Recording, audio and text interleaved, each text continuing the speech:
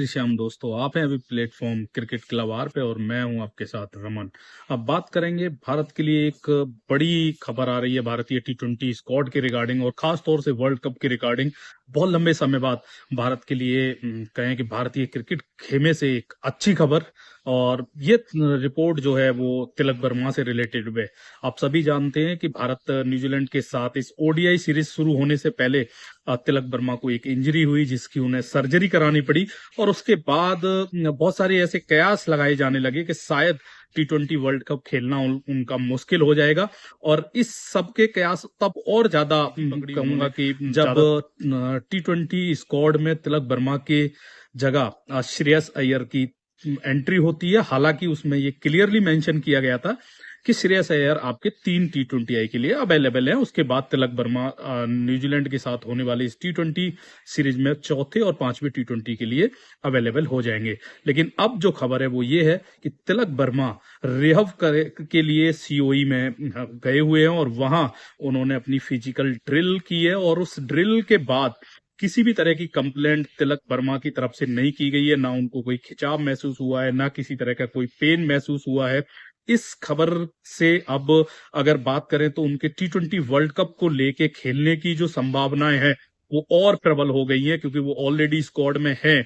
और हो सकता है कि वो आपको इस न्यूजीलैंड के साथ कल से शुरू हो रही टी20 सीरीज में चौथे और पांचवें मुकाबले में भी खेलते हुए नजर आए। तो ये बहुत बड़ी खबर है भारत के लिए। तिलक वर्मा ने जिस तरह से पिछले कुछ महीनों में या पिछले साल जिस तरह का प्रदर्शन किया है, जबरदस्त औसत 49 टू 50 के आसपास का और 600 से ज्यादा रन्स, ये बताते हैं कि तिलक वर्मा की अहमियत इस भारतीय टीम के लिए वर्ल्ड कप में कितनी है।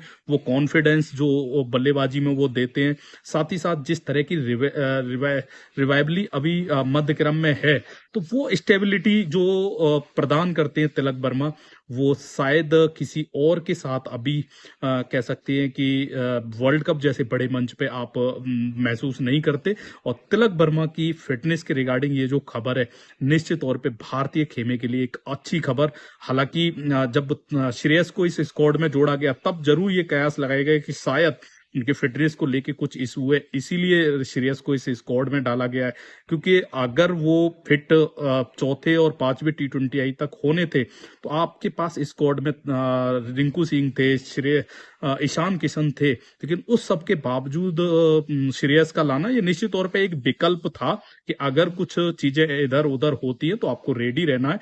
लेकिन अब जो खबर है वो यही है कि तिलक वर्मा आपको जो रिहब है वो उन्होंने शुरू किया है। और वहां से जैसे ही वो उनको फिट घोषित किया जाता है या फिर ये कहें कि फिटनेस सर्टिफिकेट मिल जाएगा, तो वो आपको इस न्यूजीलैंड सीरीज के दौरान ही चौथे या पांचवें टी20 में वापसी करते हुए नजर आएंगे। और वर्ल्ड कप के लिए अब मुझे नहीं लगता कि तिलक वर्मा को लेके कोई भी किसी भी तरह का कयास बाकी बचा है। वो वर्ल्ड कप खेलने जा रहे हैं, क्योंकि भारतीय खेमे में जिस तरह से अभी रिसेंटली इंजरीज हुई हैं, चाहे वो तिलक रहे हों, वॉसी रहे हों या फिर ऋषभ रहे हैं। ऋषभ भले ही इस टी20 स्क्वाड का हिस्सा नहीं है, लेकिन वो भारतीय टीम का अहम सदस्य है। कभी भी जरूरत पड़ने पे वो उनकी भी आवश्यकता वर्ल्ड कप में अगर लगती है तो उन्हें बुलाया जा सकता है। इसलिए सारे प्लेयरों का फिट होना बहुत जरूरी है। लेकिन अभी के लिए जो बड़ी खबर है वो यही है कि तिलक को लेके जो भी संभावना या कयास लगाए जा रहे थे उनकी फिटनेस के रिगार्डिंग, तिलक अब आपके सीओई में रिहब कर रहे हैं और फिजिकली ड्रिल कर रहे हैं।